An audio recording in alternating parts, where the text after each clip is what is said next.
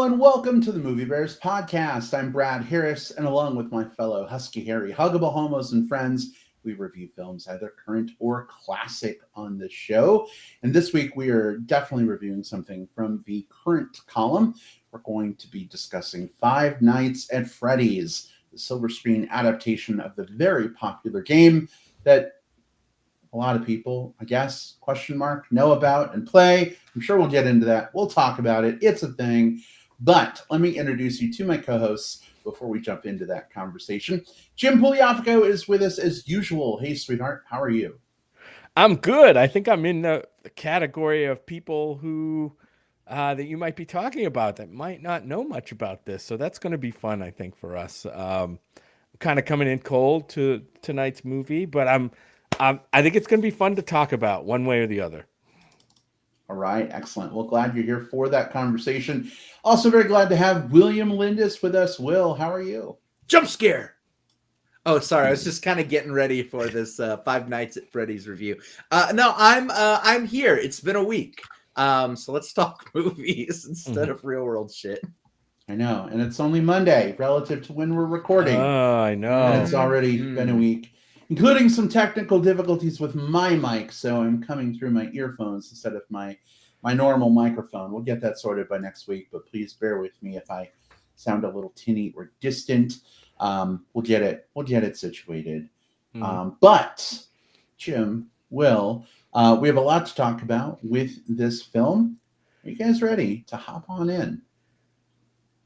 Uh-huh. I'm ready. I've got a theory that this is going to be a good one. Oh boy, I know what you're theory. referencing. Well, that's funny.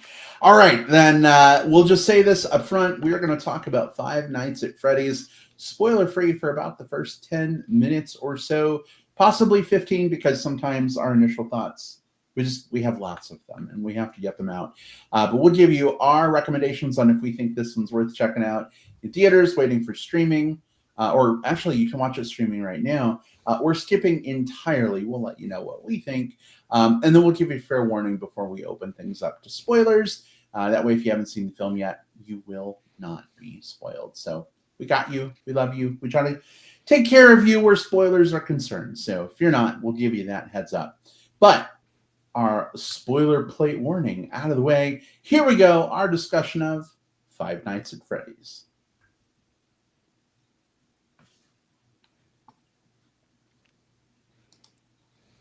All right, Jim, do us a favor if you don't mind. Set this one up. What the heck is Five Nights at Freddy's? Of course, not the whole video game history. No one expects you to know that. But No. what is the movie? What is it about? And what were your initial thoughts? Was this worth checking out in theaters, watching on Peacock, or skipping entirely? Yeah, so let me start out by setting up this movie that came out this week in the movie theaters, and I think I saw that it is also streaming. Brad, I think you mentioned that. I only saw that it was streaming on Peacock Premiere. Does that sound right? I don't That's know. right. Yeah. Yeah, it's not really streaming anywhere else. So unless you have that vastly popular Peacock Premiere, you probably have to go to the theater to see this one. But that's okay because it's spooky season. This is supposed to be a spooky movie.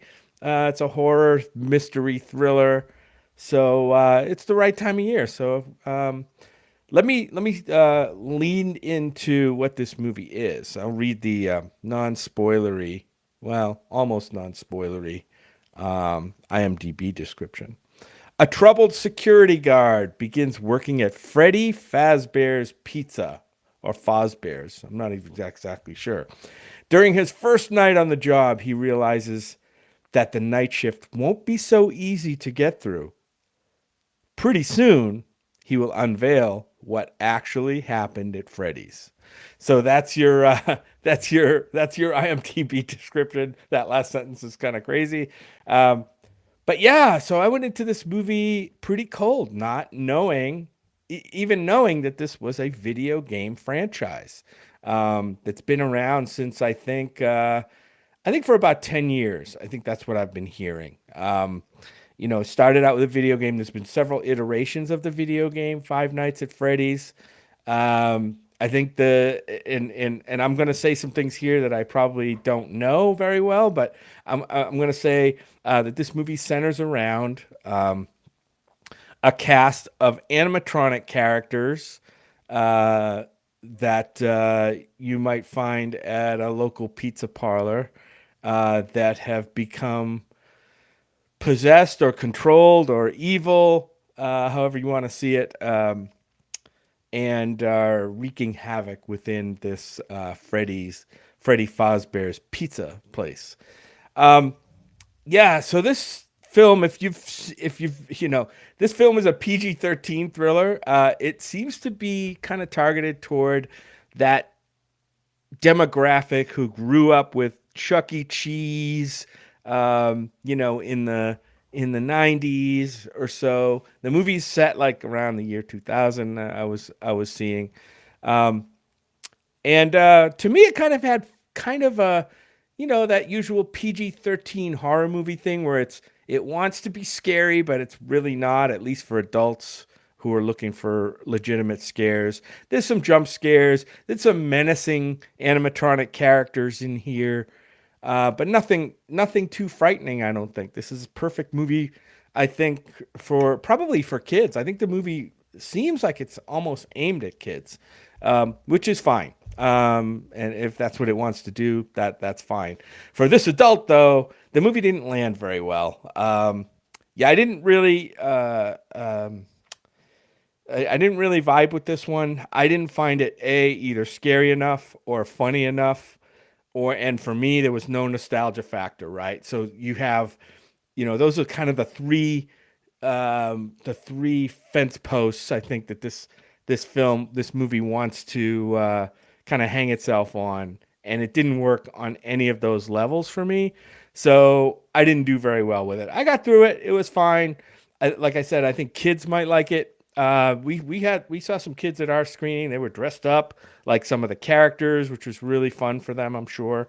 Yeah, but for me, it didn't work. I'm going to recommend that, this movie, you either see this streaming or, if you're not going to see it, if you're not like got to see every scary movie that's put out on Halloween, I would say you could wait for streaming on this one. Just not great for me. I don't think it did anything to catch my attention as a horror movie. Certainly not a comedy. I don't think it tried to be a comedy. Yeah, so I mean, given that we saw Saw X a couple weeks ago and we reviewed that, this felt like a watered down PG-13 version of Saw X. So that's where I stand. I'm not recommending it. All right, Jim, thank you so much for those thoughts. I'm not going into my initial thoughts yet. I promise, Will, you're coming up, but I wanted to highlight a comment in the live chat, Jim, that's kind of in line with what you were saying about the PG-13 rating of the film. Jack Woodward says, I've never heard of the video game, but this movie kept the blood at a minimum. It's good. So, Jim, to your Saw 10 point in the PG-13 rating, maybe that benefited some people who don't necessarily like the blood and gore. Yeah, like I said, I think as a kid's movie, it works fine because you don't have a lot of gore. There's a little bit to kind of amp up the stakes. But, you want to keep your horror movie pretty, what's the word I'm looking for? Pretty clean, pretty sanitized. This one's okay. All right, there you go. Thank you, Jim. Will, how about for you? Did you feel similarly to Jim? Do you have experience with the video game franchise? Did that maybe color your thoughts differently? How did it impact you? Yeah, I think I'll start by saying that this is a franchise that has for being only around since 2014. So, Jim, you're right, 10 years.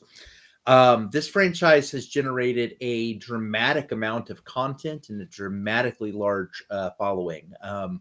Because these games are more or less independently created by creator Scott Cawthon and just released directly onto like Steam or like the Microsoft platform or whatever for download, he's been able to churn out in this last decade, counting little spin-off games, something like 18 games set in this universe and like 12 books and write a movie.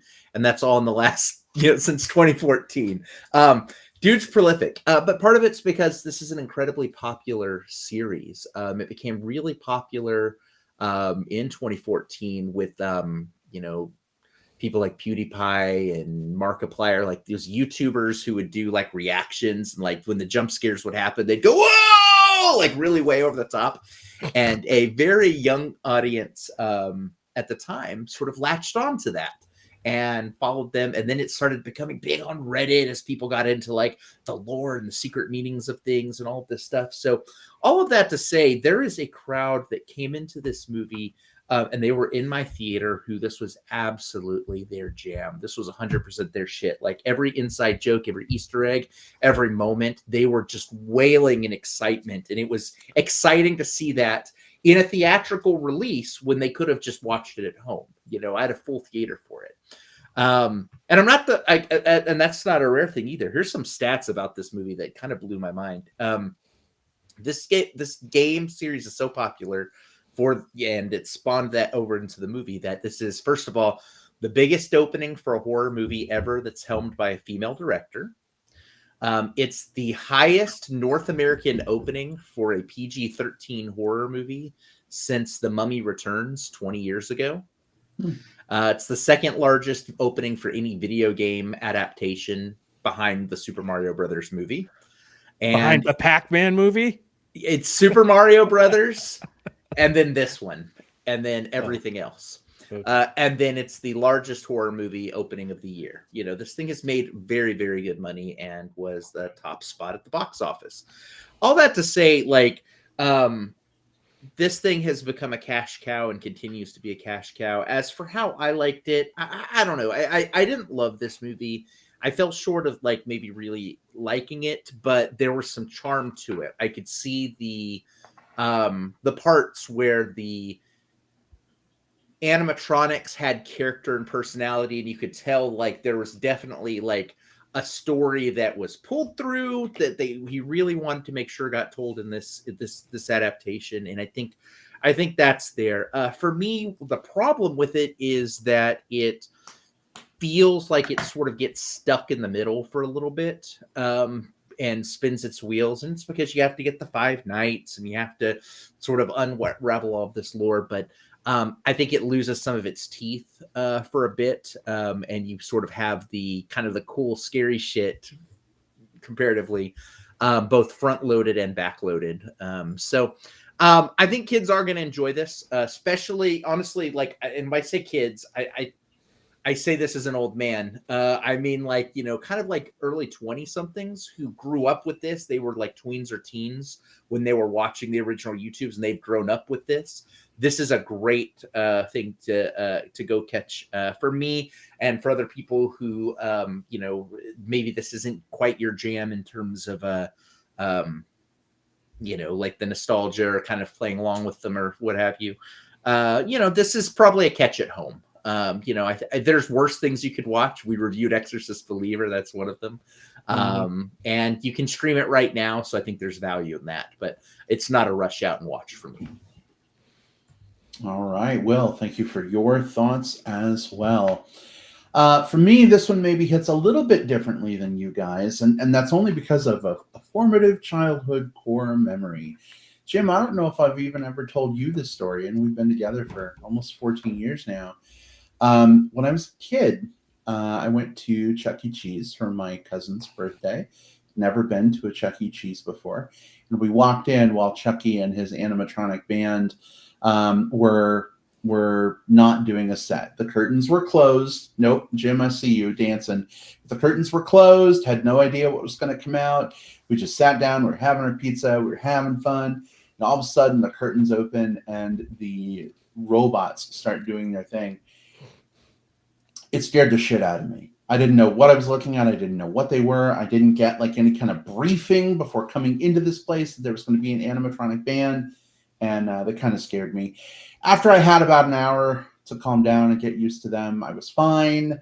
But when I played Five Nights at Freddy's a few years ago, I downloaded it from my iPad. I had kind of forgotten about that a little bit.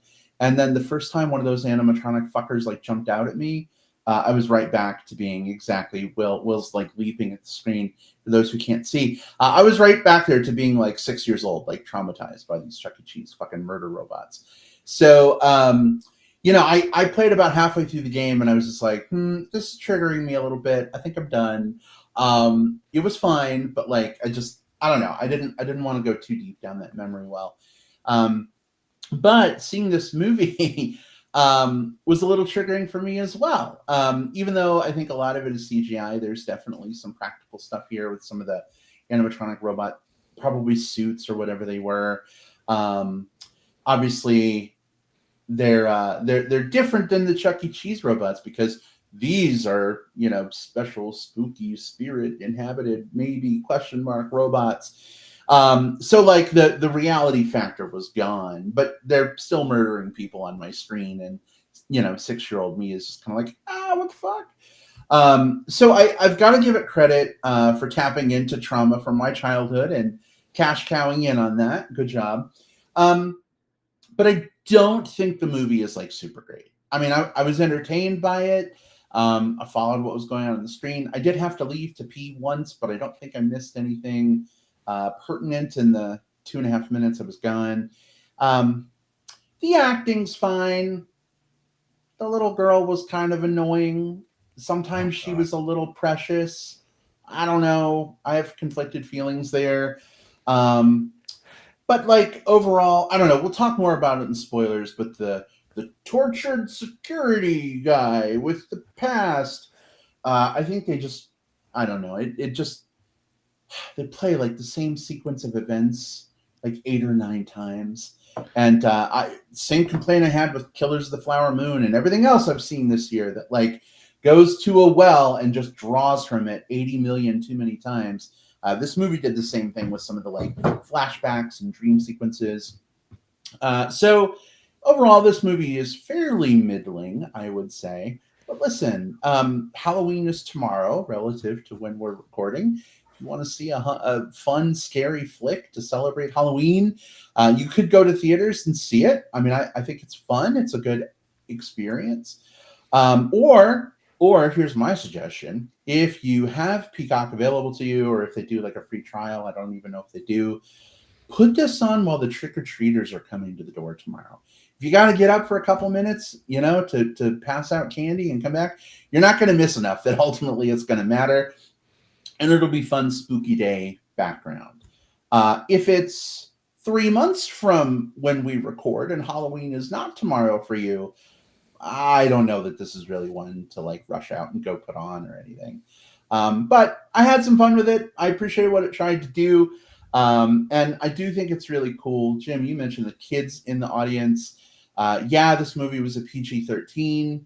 It could have gone way harder with like the blood and the gore and the Saw-esque scenes. But if it's making it kind of accessible to like kids and young people who are playing these games anyway, because they are out there, they're very popular. If you look at like the Apple game top chart right now, it's right there. I think it's kind of neat to have something from your childhood turned into like a live action thing that you can go and enjoy. So kudos to this movie being made.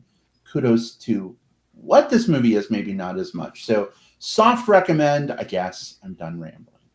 I think there's some value in having Halloween or horror content that spans ages, right? Because like as a kid, I was like, spooky movies were like what I wanted to watch all the time. And sometimes you can find like some of the good, fun, campy ones, or like the Halloween cartoon things that are like, oh, it's like Garfield Halloween, which was legitimately scary in parts, like as a kid, as an aside. But I think as an adult, sometimes there's this thing that happens with horror, with comedy, with a lot of things, but specifically with horror, where people gauge the quality of a thing based off of their reaction to it. And with horror, sometimes people go into it saying like, well, I'm not going to let this scare me. and then they're not scared because they didn't meet the movie where it was going to be at, and therefore it's a bad movie. But they went into it in an adversarial nature to the movie instead of like that suspension of disbelief we're supposed to do. So all of that to say, like, this isn't like the scariest fucking movie you'll ever come across, but I think what it does do is it scratches a very specific type of itch. It hits a core memory that, like you mentioned, if you're a kid, you've been scared by a mascot at some point. If you're a kid of a certain age, you've been scared by YouTube jump scare videos. And so these things do have that impact for you. Again, I'm not trying to like turn around and say that this is an epically good movie or even a good movie, let's be honest. But it is one of those things I've been just thinking about kind of lately in terms of like, I still appreciate that there is a spectrum of horror that different people can enjoy at different ranges, even if like this one doesn't hit my buttons. Yeah, and I think it's good that this movie has its audience, maybe. And we saw some of them at our screening, as I said. I mean, some of them were even like had masks and stuff made up, like for each of the characters when they came in, which was kind of cool to see. It's also cool that we have a female director here. You don't often see female directors for these kind of like horror thriller movies, right? You just don't see that very often. So the fact that we get that here is really cool. What's unfortunate is it kind of falls on the pile, ultimately for me, of like middling to mediocre like video game, movies. There's a big trash pile of those. Unfortunately, I think this movie's probably going to end up there, but I don't know. Again, I'm not really in touch with its target audience, so I really don't know. I mean, it's made money hand over fist. Oh Like, yeah, that's I think like one of the things I think that you can probably pretty well secure is that. So, but one, Scott Cawthon likes to create content. This guy loves to create new things in his universe, and so the fact that this was a #1 opening box office for Blumhouse, who knows how to turn around a movie on a profit, and the fact that it is a franchise that is so successful, I think it's almost guaranteed that we're going to see another one of these at some point. Or let me rephrase that: another one of these is going to be released. I don't know how. I don't want to prognosticate about whether we're going to see it or not, but I think one will be released. Well, I could totally see that. I don't know I don't know the levels of the video game franchise, kind of where the story went. Like, I don't know if this covers, game 1 and half of game 2. And, there's a lot more layers of game sequels to cover in this franchise. But I could totally see that happening, just the way the story is written. And so, yeah, I have no doubt, since this is popular, and I can see why it is popular. It already had a built-in audience, right, from the games, people clamoring to want to see this. I'm just looking at it though. Unfortunately, my only avenue to this movie is as a movie, as a story, and it just doesn't cut it for me. Nope. Brad, don't hit. I've got a question for you, Brad. Kind of going back to what you were saying about the animatronics and your sort of like core memory as a kid. I've got a question and then a follow-up question for you on that. First question is, do you think that would you be receptive to another animatronic movie in terms of like, I would like to watch a horror movie with this? Or is that core memory more like, this is not for me at all? I was kind of trying to figure out which way you fell on that. Like, are you like, this is so scary to me, I want to see something but done well? Or, you know what, this hit me in a wrong way? Yeah, it's a weird spot, right? Because it is triggering those memories, and it is a little like as a kid. But I actually felt like I wanted this to go harder. It's hard to talk about without going into spoilers, but like if we had removed the little kid and all the family stuff, and it was just these animatronic like murder robots going on a murder spree to people who like broke into this place or something, with like lots of blood and gore. I think it would have been better for me because it would have been further away from my childhood experience. Okay. Does that make sense? It absolutely does. And then my follow-up question is going to be: have you seen either of the Banana Splits movie or Willy's Wonderland? I say that because those are both animatronic movies that I think do go harder in different ways. Um, I have yeah. not. I have not. So. I don't know if you would ever like, because they are campy and they're not like, 5-star gems, but I would be, if ever you're just in the mood for one of those, I would be super interested. The Banana Splits one takes the classic Banana Splits cartoon characters, Ruined the Banana Splits totally, and they go random and start killing stuff, and they weren't being used for anything. And it's of the different movies, I think it's a better version of this movie in that, like, it. I mean, it's almost exactly what this movie was, but it does go a little harder. And then the Willy's Wonderland is just Nick Cage gets trapped as a janitor in this place where there's a bunch of demon possessed animatronics, and that one's like, I think rated R or something along those lines. So like it does go harder. Okay. But, it's also campy. They're both like both of those are horror comedies in terms of they fall. I would just, if ever you get to see them, I would just be interested in seeing how you feel they compare. Again, I don't don't stop what you're doing to see them, but just if you ever get a wild hair. Yeah. Well, you mentioned that they're not 5-star gems, and that's okay. I already have a 5-star gem. He's right here on the screen. But you're welcome. But I am a little interested in maybe the Banana Splits one. I have seen, old Banana Split stuff, and kind of like the new Winnie the Pooh horror movie, like where they turn it into a horror thing. I haven't seen that one yet either, but like I'm mildly interested. So maybe I'll check it out. Tomorrow's Halloween. That could be a fun thing to throw on while we're waiting for the kiddos to come get their candy. While we're speaking of female directors, Danishka Esterhazy is the one that did the Banana Splits.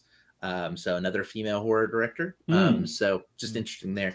Yeah, Winnie the Pooh movie sucks, man. Like I again, if you watch Great idea. It is that if 50-yard line. If you look at my listing, my ranking of everything I've seen in 2023, if you scroll to the very bottom or just reverse the order, it'll be at the very top.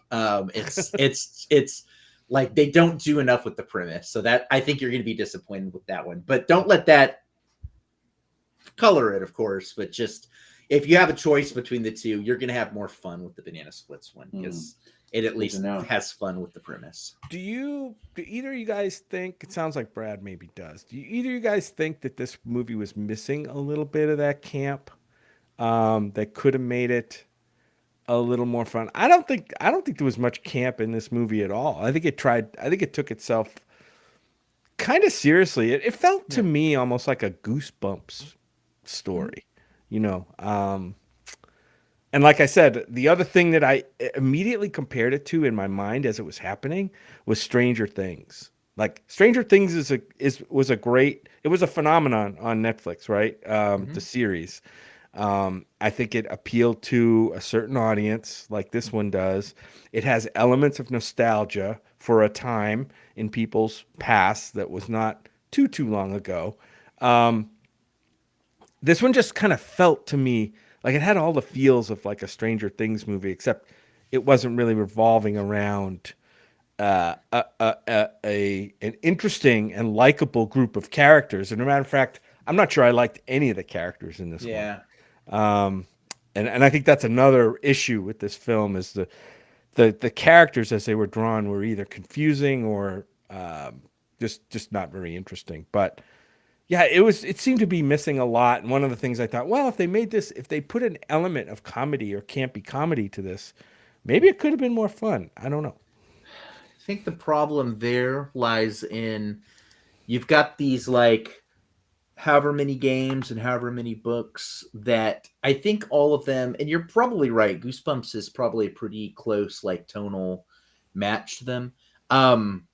This franchise takes itself seriously. Like there's obviously the trappings are like this weird like pizza place and stuff like that, but it's they take themselves pretty seriously, like the jump scares and the horror are real, and mysteries that you have to unravel either within the games or like by sort of like piecing together this one little thing in the corner of this is all like very real for the people to do it. So I think if you did it campy, I think the core audience for this wouldn't have connected to it. Yeah, They would have been Yeah. confused. And that's the Yeah. that's yeah. Yeah. I think this movie has to walk this like weird line, right? Of like wanting to please the people who made this movie possible by, buying the games and the associated merchandise. And, they're the people who prop this up, but also trying to maybe bring in some newer folks. And so, it's trying, again, anytime you're trying to appeal to tons and tons of people like that, it just gets exponentially harder. So, I don't know. Maybe the Banana Splits movie has some of that comedy stuff. I don't want to know anymore. I want to watch it and just absorb it on my own. But, but Jim, I could see maybe wanting a little bit of that. I do want to make sure we have plenty of time to talk spoilers, though. Yes. Was there anything else you guys wanted to chat about pre-spoiler section? Only other thing that's really interesting, if you do end up watching this, I think there's value in. There's some cameos, and I won't mention who they are, but there are some cameos that are specific to the Five Nights at Freddy's online community. And so I think there's some additional value. Like some of them I knew about and some of them I didn't know about. But afterwards, it was sort of neat to just sort of check out like some of the YouTube videos by this person or that person just to get a feel more for not just who that person is and why they were in the movie, but it also helped sort of paint more of a rounded picture of like why this movie was made in the first place, what this online fandom looks like, who the target audience is, and why this appeals to them. So I do think there's not that you need to do a bunch of additional research to justify the movie you just watched, but I did enjoy that experience, like just sort of like digging a little deeper afterwards. All right. Very fair. Well, thank you for that. Will, Jim, I saw your nods. You're good to go? Yeah? Yeah, I'm good to go. All right. Cool. Well, then listen up, folks. We're going to take you to Spoiler Town. If you don't wish to have your ignorance, innocence, some other I word that means you don't know about the plot of this film ripped away from you, this is your time to step away for the next 20 minutes and 5 seconds, and then come on back for plugs at the end of the show. If you are listening live, if you are listening through the magic of digital tape delay on Apple Podcasts, Spotify, Stitcher, however you consume your podcast, go ahead and use that time index in the show notes that Jim will have lovingly placed there just for you to skip around by the time you're listening to this. And go ahead and move forward onto plugs. You won't want to miss those. But spoilers are officially fair game. Where do y'all want to start? I will just say I did not understand in the movie why our main character, Mike, played by Josh Hutcherson, by the way, Mopey Mike, I called him. I think he was having some issues, right, with depression or whatever, and struggling with joblessness, I think, at some point. But he was taking care of his sister, and that whole story about like, okay, I think the mom died, but the dad was still alive somewhere. Somehow he got stuck with his younger sister, who everybody thinks is his kid, which is weird. And she hates him. Like she like the whole first part of the movie, she legitimately hates the guy. Like constantly talking. Their relationship is not a great one. I did not get any. Like I didn't care for either character. Certainly didn't care for the kid. You know me and kid actors. This was the precocious kid actor that I didn't like. Listen, I might talk about a better one later, but not this one. I agree with the whole precocious kid thing, but I do have to say there was an entire sequence with the child psychologist, whoever she was, teacher, whatever, where she's like, because he even says she hates me, and she's like, Mike, look at all the drawings that she does. Who's at the center of all her drawings? Oh, it's me. It's Mike. They have a strained relationship. Maybe they don't understand each other very well. But I think the movie tried to make it very apparent. She didn't hate him. It's just, it's weird having your brother raise you. I think fair. I sort of took it this way, right? Like, I think I think the one part of it that I think is very fair, Jim, is I don't think the movie did a great job of showing their relationship. So I think that I can see where someone would like that would be the read, because the actors didn't have a lot to really do in terms of that, and the script wasn't interested in giving them like juicy stuff to do. But the way I did see it was like, look, this is a guy who, as a kid, has carried this, since he was a kid, has felt this guilt because he was, in his mind, responsible for his brother being abducted. His parents had died. He now has this younger sister that he's taking care of. He's, because of all of his guilt and all of the stress and the anger that he has from that, he's been in between jobs. It's not that their relationship is bad. It's that he is like he has a problem attaching too well to her and figuring out how to attach because of all this baggage. And she's picking up on all of that. And so the two of them, I think, want to be closer than either of them have the ability to be at that early part of the movie. And that's why we see some of that friction. Now, there's a better movie about that exact type of relationship that probably exists somewhere than what we saw here. But I don't think it's that she hated him. It's that I think she was just resenting that she wasn't getting what she was hoping to get from him at that time. Now, I will say the other part of it is it was a little bit, and a bit of a rapid switch for me when she started to really connect with him about this whole Freddy's thing and all of that, where I think the actress goes from 0 to 10 in terms of like, her enthusiasm levels towards Mike. And I think that makes it a little bit more jarring and a little more artificial as well. Do you think this film suffers from the same thing like a lot of Godzilla movies? I'm going back to Godzilla movies where you get the human characters, and we always end up talking about how the human story and the human characters in this movie sucked, right? Because what we really want to see is the monster. We want to see Godzilla do, smash shit up and, fighting against other monsters or whatever. But they always try to put in like a human elements, drama in here. And it always ends up being like really bad, poorly drawn. Whereas this movie doesn't have Godzilla, but it has the animatronic creatures, which I think is really the center point of the franchise, right? It's not the human characters that are around here. It in my mind, there's a parallel here of like, okay, they tried to attach a shitty human story into a movie that should be about the animatronic menacing characters. Here's the problem, though. I totally see what you're saying, and I have the same issue in Godzilla movies. Yep. And in Transformer movies, humans are our inroad to relating. 1, 2, we kind of have to like understand kind of some of the things that are going on through like the human lens, like how are humans being impacted, right? So we get these shitty human stories thrown in, and I get why they're there. I get what they're for. If we just saw the 4 animatronic robots in this movie walking around killing people, I don't know, like that could be fun for 30 minutes, but like, can you really get an hour and a half out of that, right? And that's the essence of the games, though, right? No, the essence of the games are more about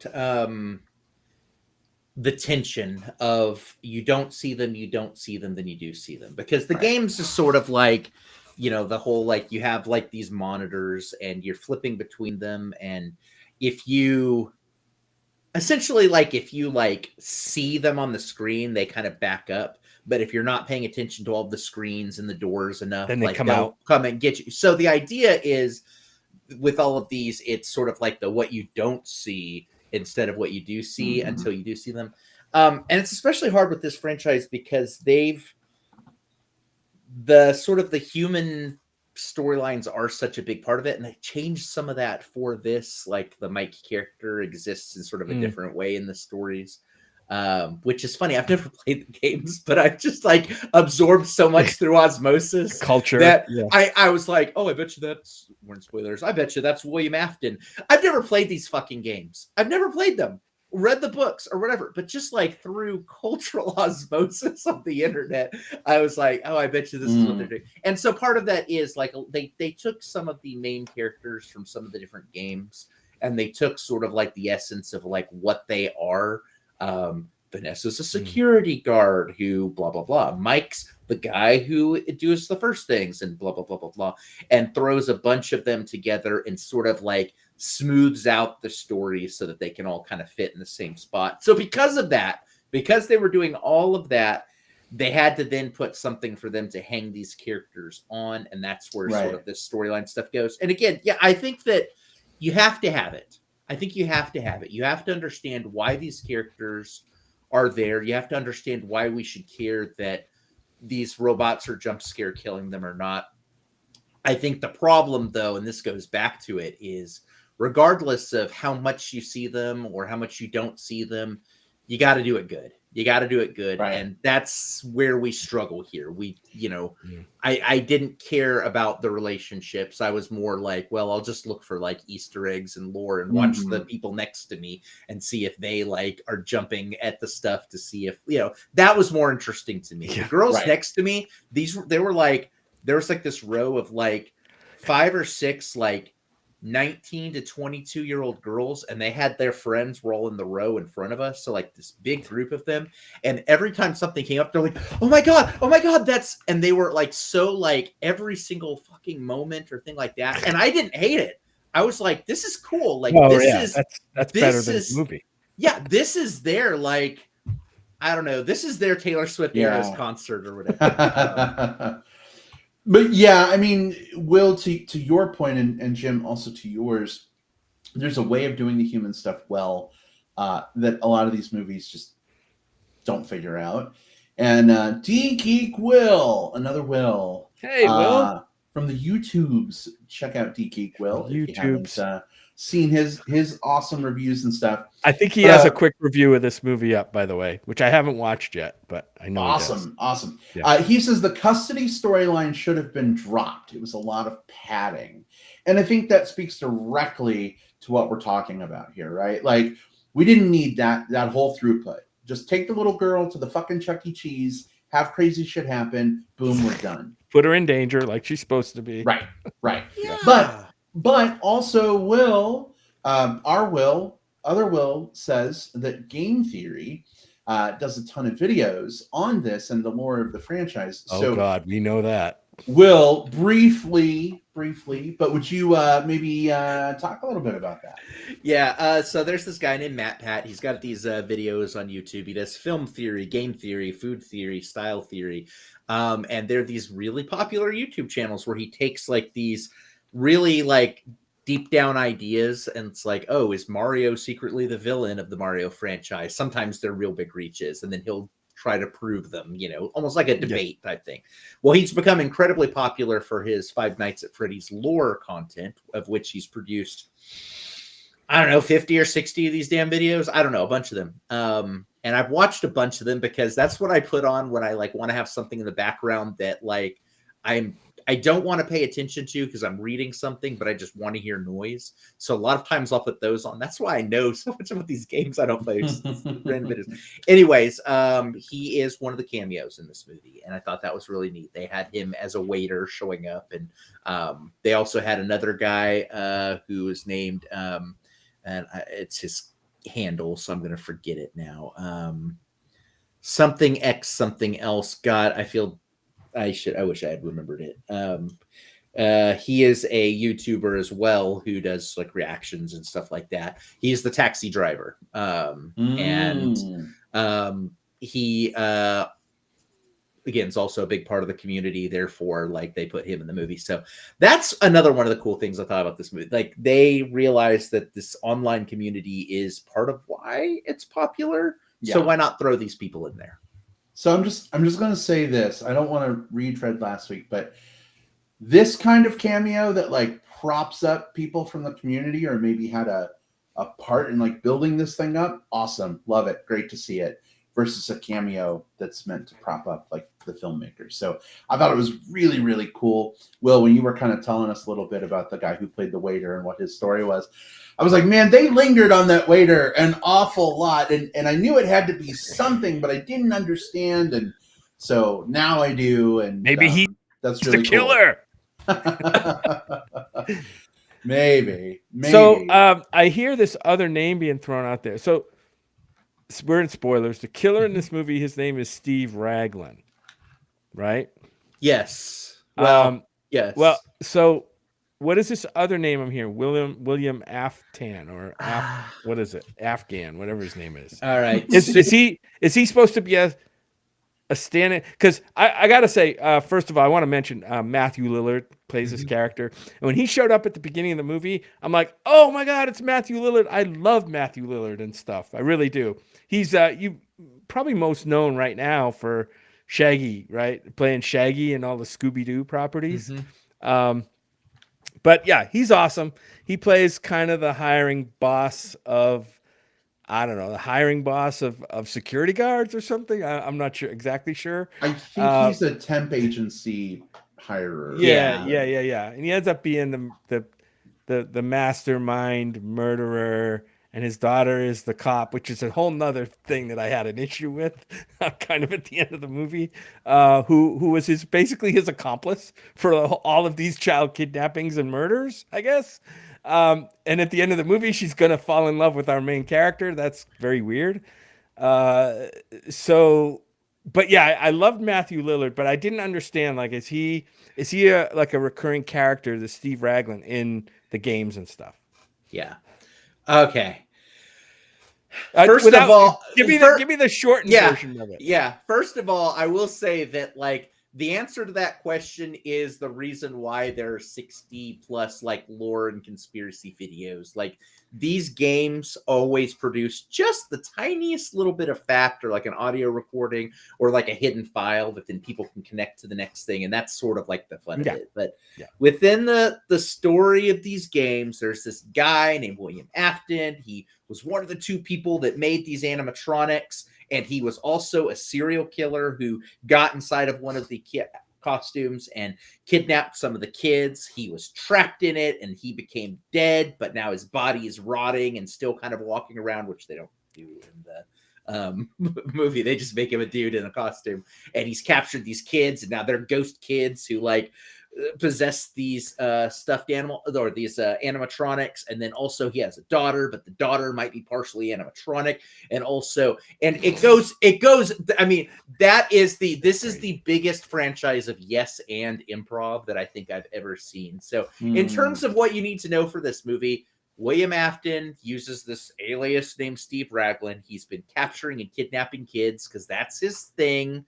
His daughter was probably, I think the security guard daughter was pretty young when all of this happened.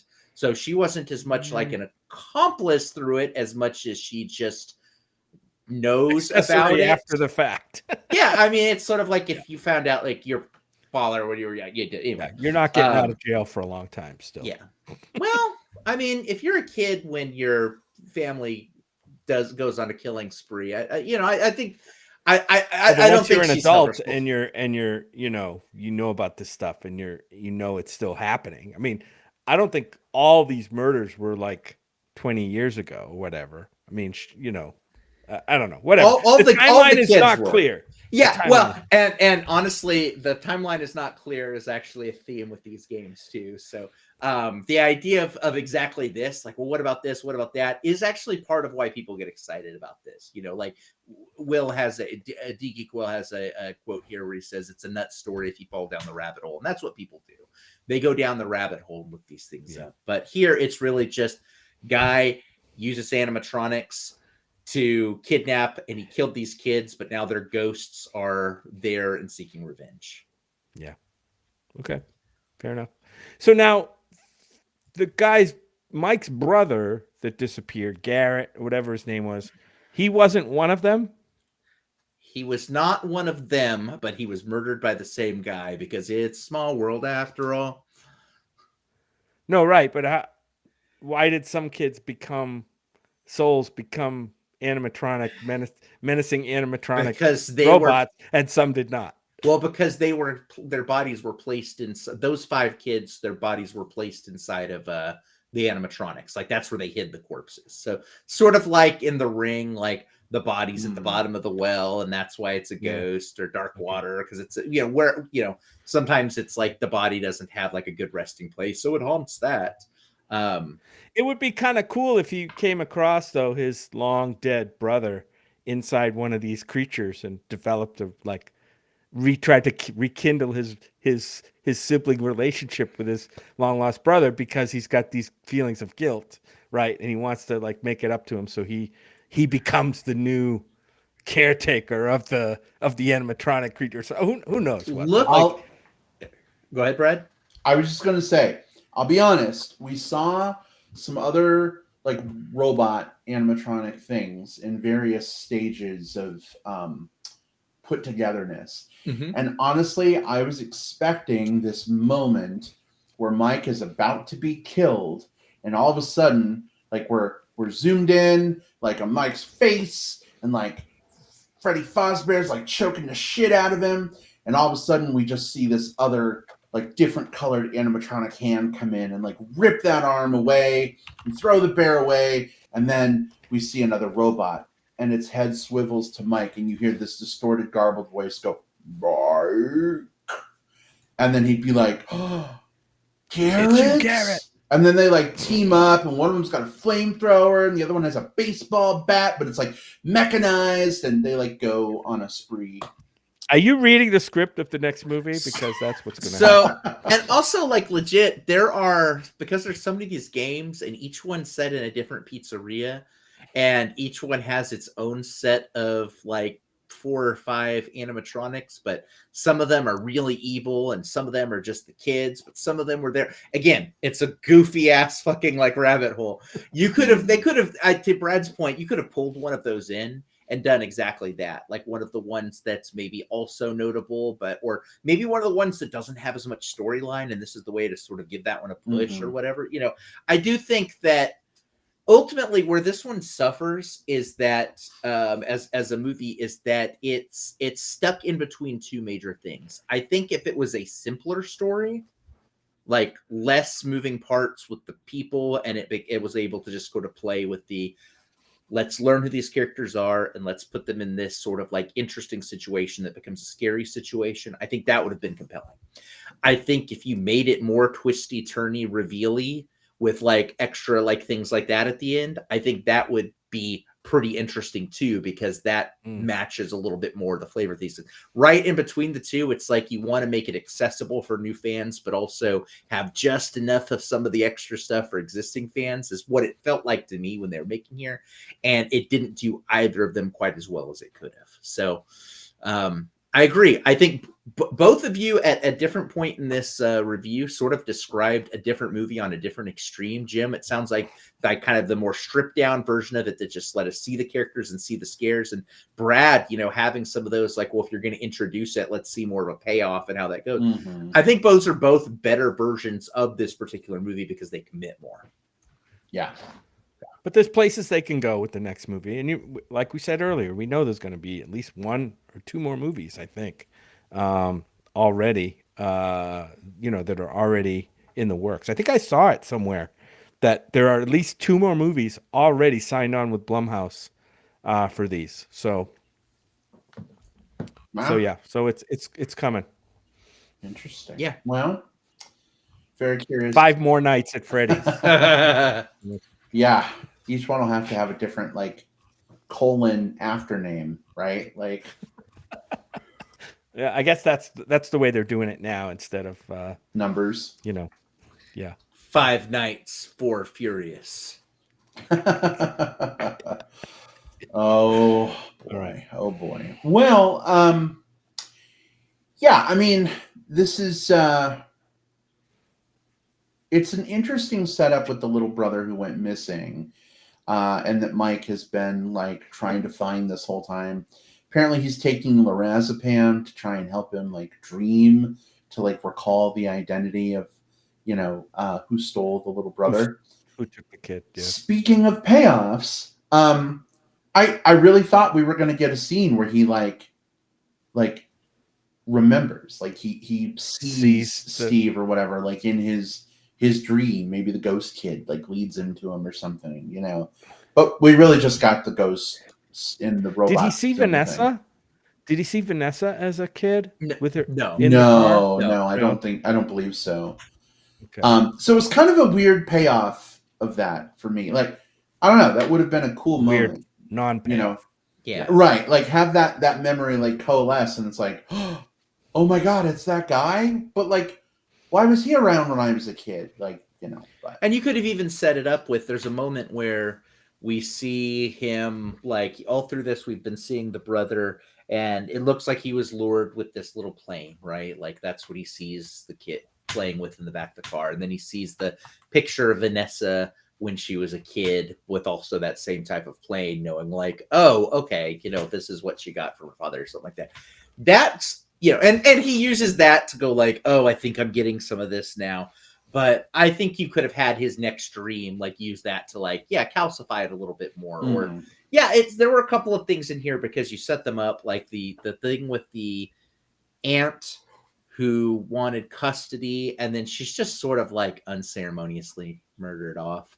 Here's the movie that I want to jettisoned. see. Right. Here's the movie I want to see. Check this out, okay? Imagine that you are what, like kind of early 20s-ish, mid 20s-ish, however old this character is supposed to be, okay? You're in between a bunch of jobs.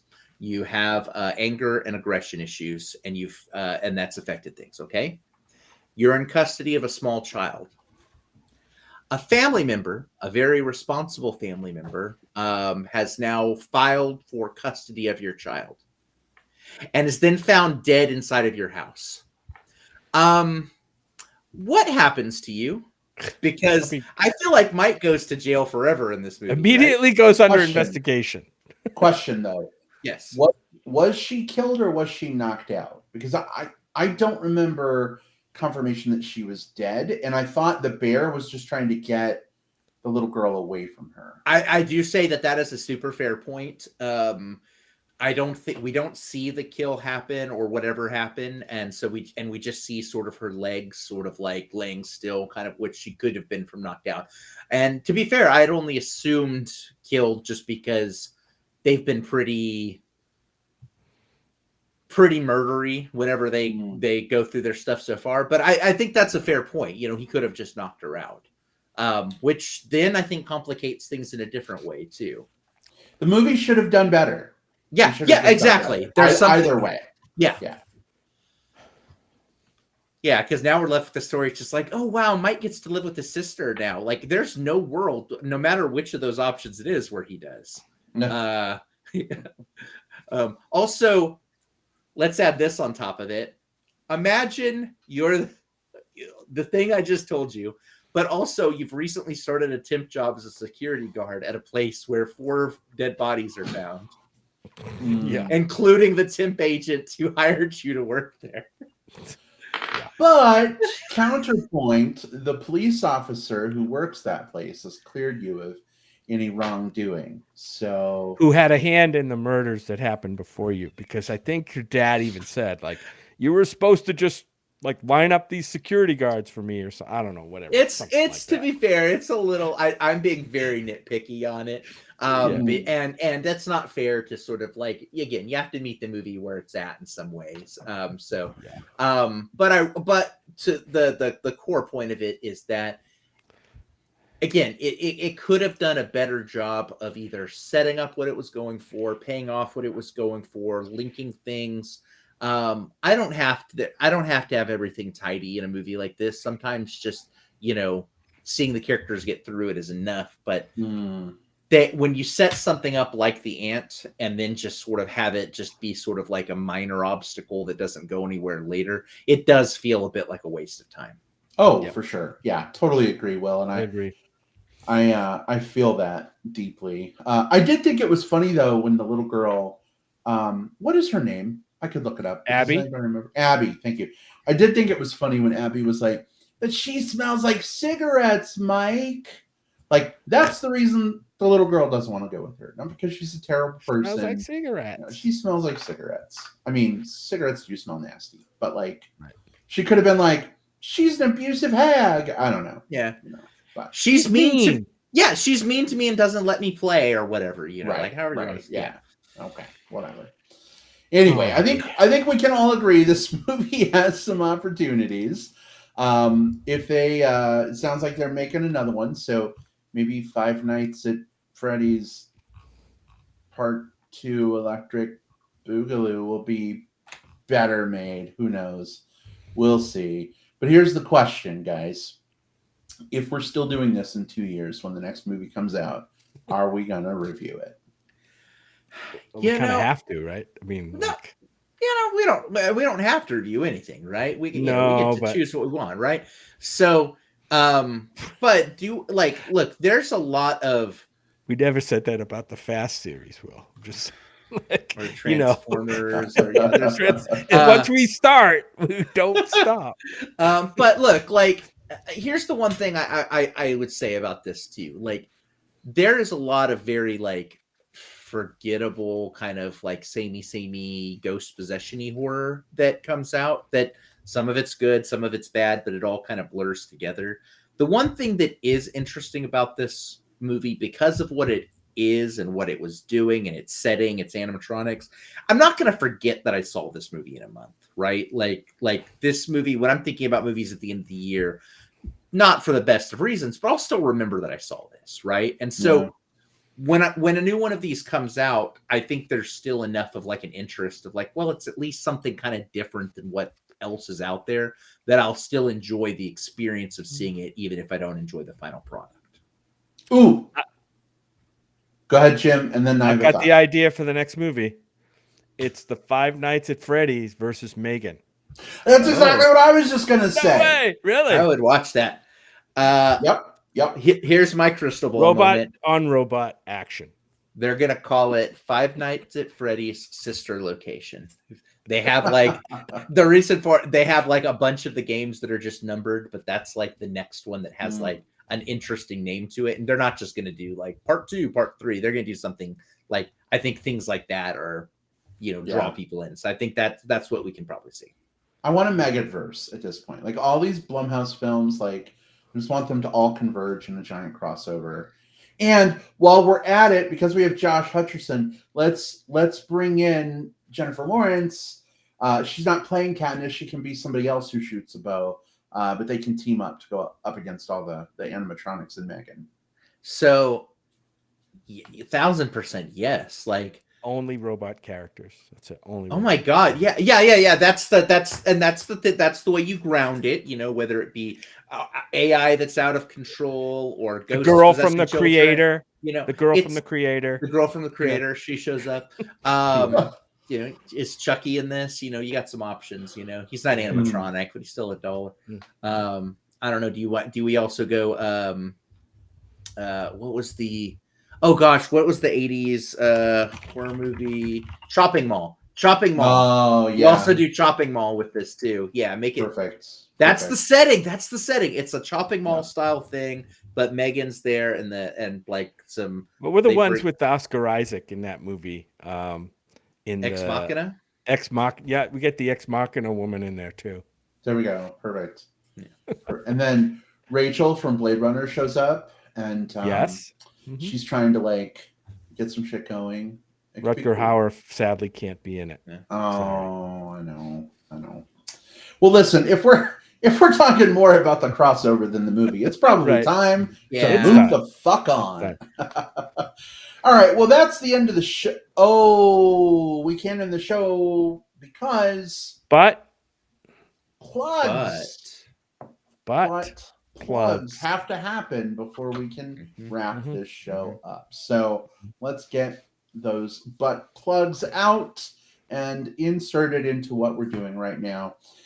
Folks, welcome to Plugs, where we put things we love on your radar in hopes that you'll love them too. And Will, we're going to kick things off with you, friend. What's your plug for this week? So my plug is something that I saw back at the beginning of October, end of September for Fantastic Fest. It's a horror movie called When Evil Lurks. And the reason I'm bringing that up now is it's now doing a theatrical, but it's also kind of on the back end of its theatrical, which means that it's also released over on streaming for both Shudder and AMC Plus, I think is the other like thing you can do right now. And then it'll be on. Oh, and I think, Amazon and YouTube have like the paid rental that you can do for it. So it's in those places right now. When Evil Lurks is one of legitimately like I don't know, like scariest movies that I've seen of the year.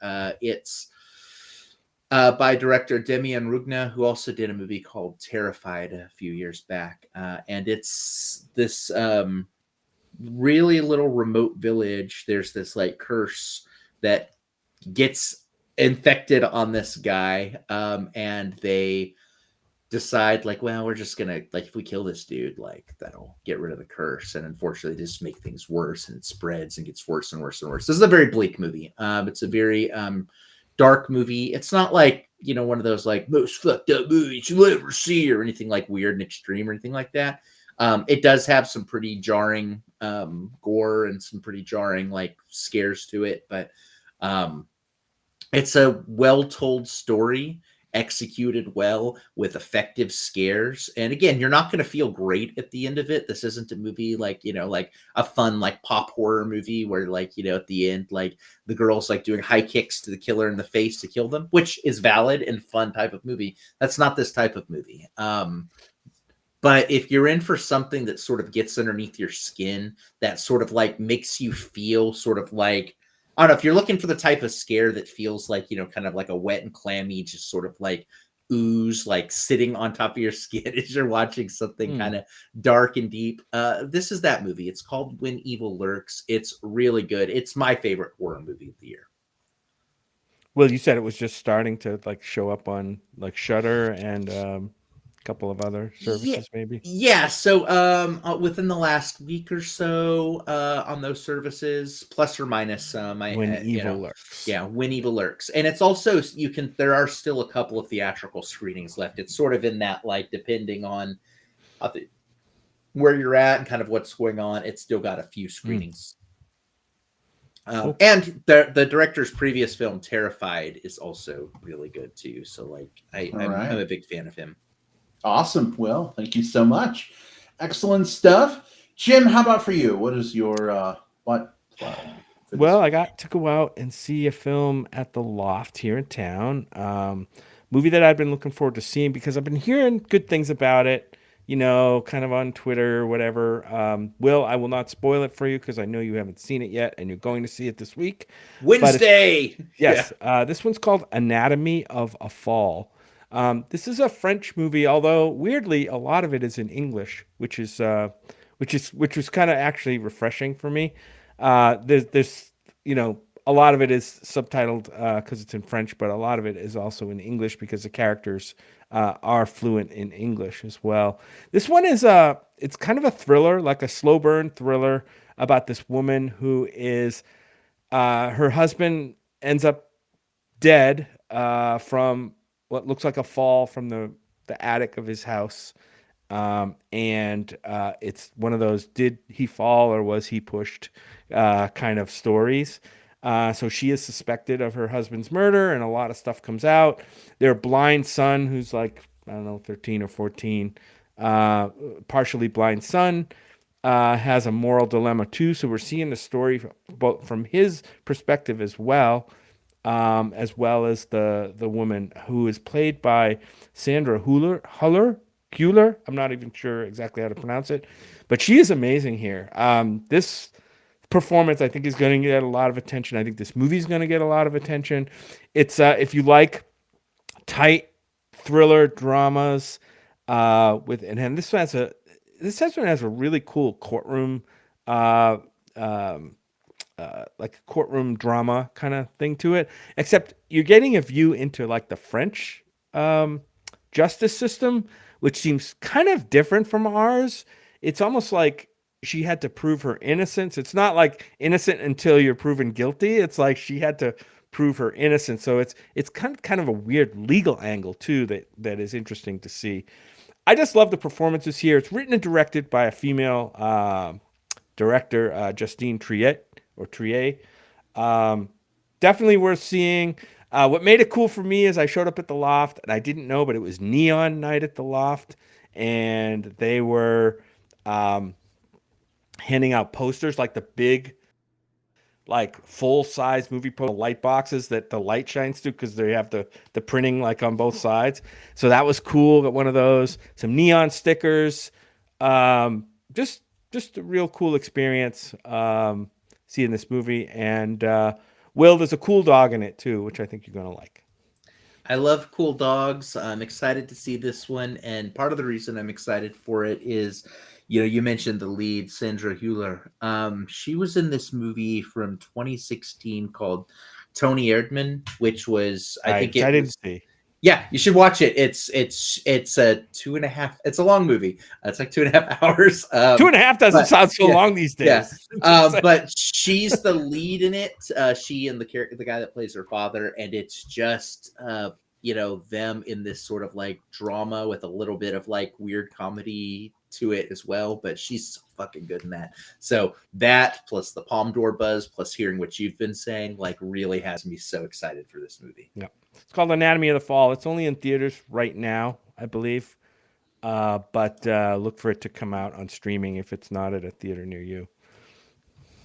All right. Excellent. Well, Jim, thank you so much for that.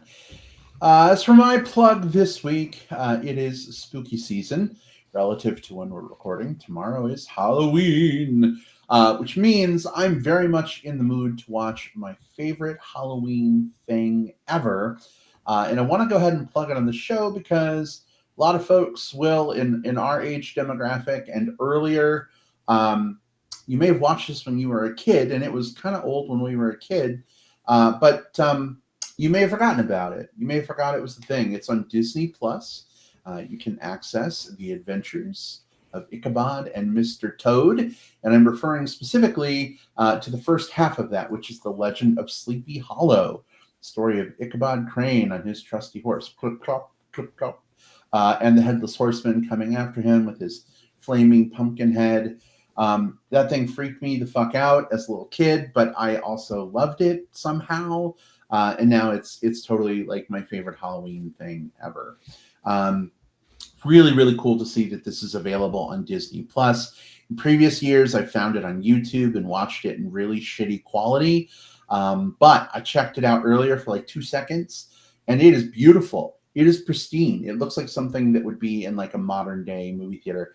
Obviously, the animation, is a little dated. The art style is a throwback, but it's got some really cool music. Does some really cool things with sound.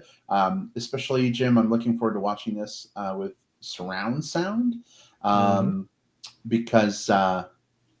Like hearing horse clip-claps in one ear and scary maniacal laughter in another is totally a cool thing. So there you go. Exactly. So, Jim, I don't know if maybe we put this on tomorrow while we're waiting for the trick-or-treaters to come. Sure.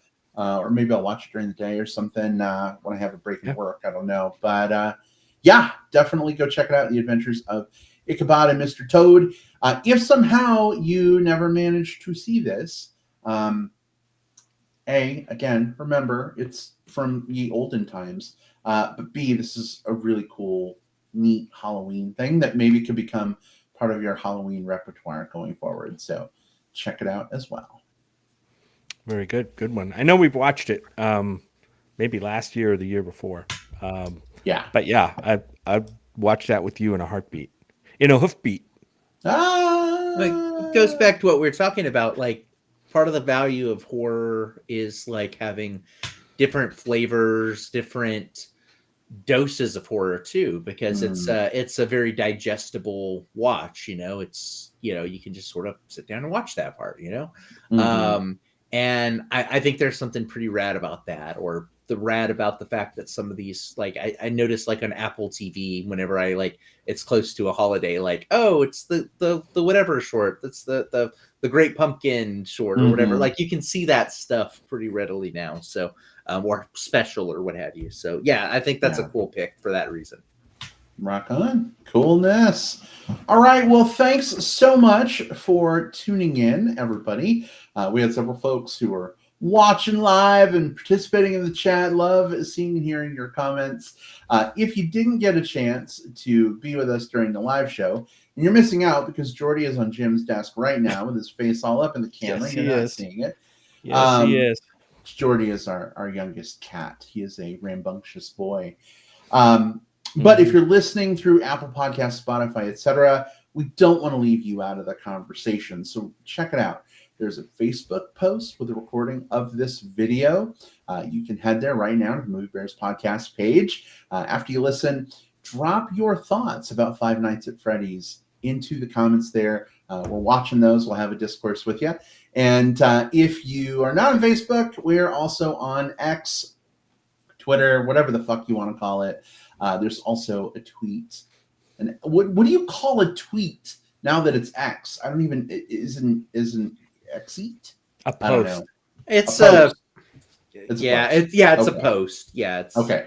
We'll find our post with the recording of this video and post at us there. I'm so done with X. Oh my God. it's You know what? Just find us on Facebook or YouTube. yeah. There you go. Perfect. And let us know what you thought. Or if you want to talk to us individually, we're all up for that too. So, lightning round, contact info. Jim, how can people find and interact with you online? I'm on Letterboxd, where I rate all the movies that I see, so you can go in there and see what I've seen, or take a look at the list of movies. I need to start putting some lists together for the end of the year, probably, which I will start doing with the help of that really cool app called Letterboxd. But on there, I'm at JJP Out West, all one word, at JJP Out West. I am also on Facebook under Jim Pugliafico, and I'm also on X under at JJP Out West as well. All right, excellent. Thank Excellent. you so much, babe. Will, bad puns aside, how can people get in touch with you? Let's see. The ones I like to use the most, again, Facebook is great. Just look for William Lindis. Send me a message so I know that you're a real person, not a bot. But I'm on Letterboxd. I rank and review everything there under at the Movie Bear. I'm on TikTok and X and Instagram at the Movie Bear. Just come find me at some variation of that, or message me on Facebook and say, what are your socials again? And I'll point you in the right direction. Whatever. It's fine. All right. Thanks, Will. And you can find me on Facebook. I am the Brad Harris who likely has Chubb /Chaser /Bear /whatever friends in common with you. Shoot me a message with or without a hairy-chested shot. I don't know. I'm always conflicted because that's how bots get me. So maybe I shouldn't say that. But at least tell me you're from the podcast, and we'll chat a little bit. And if you seem like a real person, if you pass my 21-point inspection test, I will add you. And you can also find me over on Letterboxd at iBradPro. I've been rating every movie that I've seen this year. 2 months away from the end of the year, almost to a year. I've started doing this thing where, like, if I have a movie that I'm really conflicted about, like some movies are just like, yeah, that's totally a 3.5 stars. No question. It's fine. But like other movies like Killers of the Flower Moon and some of the others we've seen this year, Oppenheimer, where I'm really conflicted, I'm doing emoji reviews. How many emoji stars do I give it or not? And that helps me. I'm like, a star for this, minus a star for that, half a star for this. And then I end up at a rating, and I have to plug in whatever that rating is when I feel like I'm out of star additions or subtractions. So that has actually excited me more about logging my films through Letterboxd. So you can see my kind of goofy emoji reviews on Letterboxd if you want to read them. But yeah, thanks so much, everybody, for tuning in week after week. If you're a Movie Bears podcast veteran, if you're brand new to the show, welcome. Glad to have you. Glad to interact with you, of course. But we hope that you all have a fantastic Halloween if you celebrate Halloween or Halloween or All Hallows Eve or, whatever you call it. Of course, relative to when we're recording. If it's like Christmas and you're listening to this, well, I guess it's not Halloween for you. Merry Christmas. Happy holidays. Anyway, we will see you all next time. I hear we have a Marvel movie coming soon. We got Does it have Marvel's. Marvel in the title? We have Marvels coming up, but that's not next week. It's not our next week. 2 weeks. Yeah, Yeah, 2 weeks yeah. to the Marvels. Yeah, I'm just saying there's a Marvel movie coming up, and if you haven't seen Miss Marvel yet, I hear she's going to be a big deal in this movie. So now's your chance to watch that. I guess you also have to watch WandaVision for the Monica Rambeau stuff, right? So you've got 2 weeks to watch all the things so that you know what the fuck is going on in this new Marvel's movie by Marvel. So do your homework, get ready, and we'll see all next week for Not Marvel. And watch Short Term 12 as well. Yes, do your Brie Larson Yes, homework. yes. That was a really good one, for sure. All right, everybody. Take care. We'll see you next time. Goodbye. Bye. Bye-bye.